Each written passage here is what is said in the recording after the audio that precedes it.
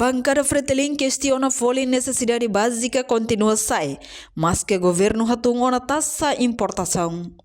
Tur observação deputado Bancada Fretilin, José da Cruz ia terreno katak, governo hatungona taxa importação, mas be folha necessidade básica se normaliza ia mercadoria.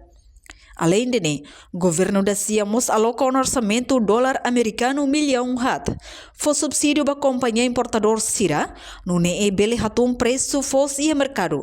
Mas a realidade itu agora comprador Sira continua questiona, quando a preço fosse e a base. Sama-sama a bigula fosse comissário. A política no governo deve introduz. Satu yang kata oitavo governo e início asa 5% leva ao posto policial.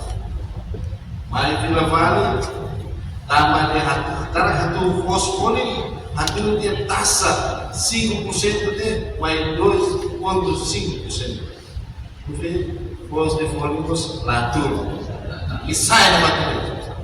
Ini abu maklapas yang satu o ainda berrava a promessa de falha de consenso. Lembra que a medida se análise deve para aí o compreensível. Aí a base da ideia.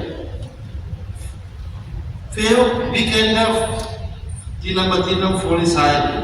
Kalau análise ia ver economia ia buat também a oferta e procura.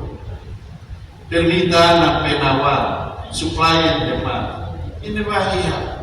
Bayar o supply aqui e fornecer. Bayar o supply importe. Hatamba questão vice-ministro assunto parlamentares aderido Hugo Dehang, folha necessidade básica Liu Foz, continua sae nela os e harailarandet, mas bene e husinação origem quedas.